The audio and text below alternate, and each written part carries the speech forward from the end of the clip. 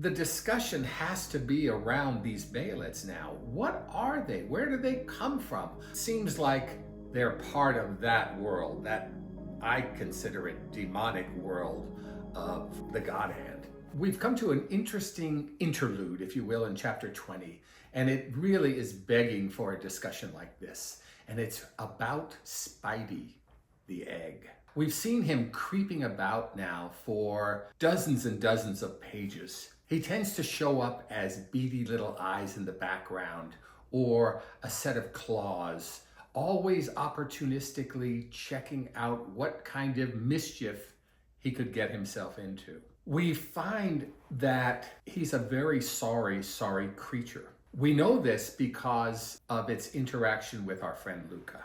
Luca stumbles across Spidey, and Spidey is in a talkative mood after he has a violent interaction with Skullboy, where Skullboy almost kills him. He's able to escape the sword and essentially capture Luca and take her away with him so that he can tell his story. It's as though he knows he's dying. Spidey knows his days or hours or minutes maybe are numbered, and he is compelled to tell his story. He can't die without someone knowing who he was. And he introduces himself as, I am nobody. That's a pretty sorry state. And he tells us his history, how he began with his first memory in a trash heap, fighting against rats and mice, insects of every kind for morsels of food that fell from the tower. Pretty pathetic, pretty sad. His story is sad, bodies start to fall down, and to make things short, he crawls into a hole that he seems to have dug himself. The bodies keep falling, he digs further, and finally he encounters none other than the God Hand. And they see this pathetic creature, golem-like, if you will. They have an offer for him. And it's essentially this: sell us your soul and we'll give you something that will give you purpose in life. And that thing is the egg of the perfect world, a Behelit of the perfect world. Spidey agrees to it. And whether he is inhabited by the egg or the egg inhabits him, we really don't know. We just know that what emerges from this hole is Spidey, and no good thing emerges. Prior to his introduction to the egg, to the Behelit, he was just a sad, sorry creature, not really hurting anyone, trying to avoid being hurt. But now what's come out of the pit is not good. And I just want to say that any Behelit that we've met so far is not good. They seem to be part of either the demonic world or an evil world of their own. I don't know. I think we'll probably find out, but I just don't know yet. After telling his story to Luca, we have to kind of look at some of where he's been. And one of the places he's been is definitely interacting with Easter Island Man. Now, Easter Island Man really would have been a perfect host for Spidey, the egg of the perfect world, because if there's anyone who's trying to create that perfect world, which would be horrible for anyone else, it's Easter Island Man. And we see Spidey dangling above his head. And one of the things that shows up, that his creepy little arms seem to have at the end little hypodermic needles. Our last scene where he is with Easter Island Man seems to transform as though he got some sort of an injection maybe from Spidey. Can't be for sure, but we do see him foaming at the mouth and not long after sprouting wings and taking off with the beloved Casca and Shyster Boy and Puck in tow. Was that the result of Spidey?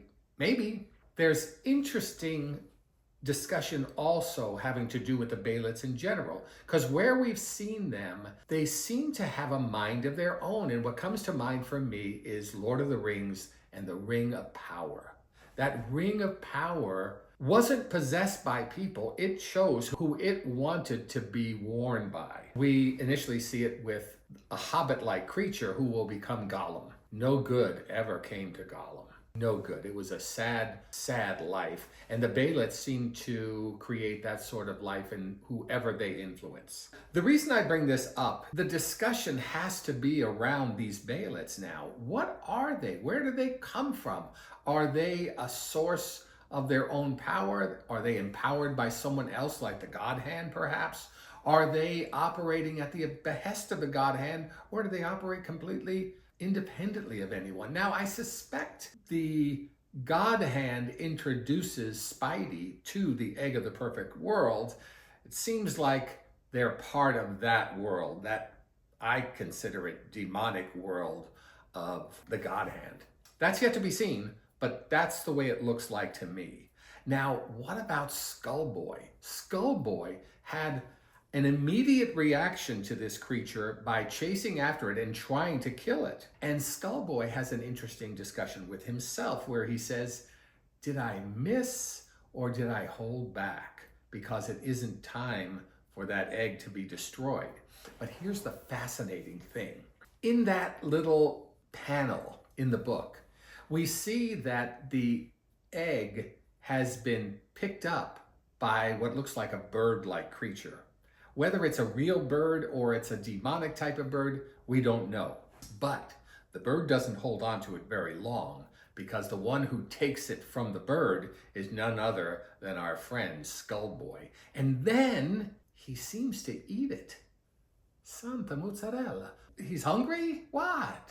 He eats it. Now, a question comes to my mind.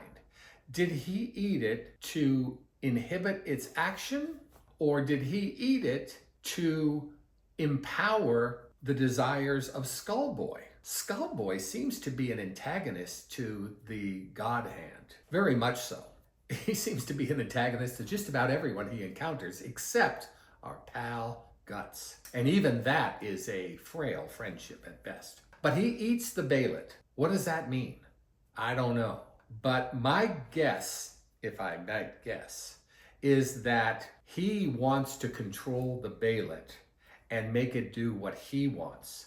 He seems to know enough about the Behelit to know what it is. It's now in his possession, and the only way to get it out of there might be, I don't know, Ipecac or a giant dose of magnesium. Pause for laughter. But other than that, I think it's going to stay lodged within Skullboy.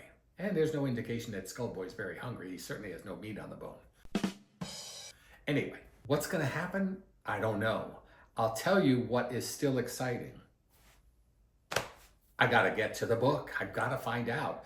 But for a second, we'll just go back. Remember, Easter Island Man has taken off with 3 dear friends, Puck, Shyster Boy, and the beloved Casca. What's going to happen in the next exciting episode of Berserk? I don't know, but I've got to find out. If you would be so kind as to follow and like, we'd be most appreciative. And if some of you would do me a big favor and send a little note of appreciation to Crystal, because believe me, I talk for 10, 15, 20 minutes, and then Crystal works for 10 or 12 hours at putting these things together. So anyway, looking forward to seeing you next time. Bye now. Well, I'm just clipping this in at the end of the video, but me and my dad do have a Patreon account up right now. The link is in our YouTube bio. Some of you have actually found it, so thank you to the people who've already subscribed. Basically what we're going to be doing, and I'm kind of telling you guys earlier than I'm telling anyone else, but basically what we're doing is we're going to do a rewatch of Attack on Titan, because as some of you know, that was mine and my dad's first anime that we watched together and kind of what started our whole anime, TikTok, YouTube journey. So we're going to be doing a rewatch of that because we never filmed it. It was before Vinland Saga, and Vinland Saga was the first one that we filmed. Anyway, we're going to be doing a rewatch on there, so you'll see that on Patreon. And then also, Dad and I had made this video and a few others that I never posted. So this is like a remake of the first video I did. So I will be putting some extra content, like podcasts that I ended up not putting out or that we refilmed.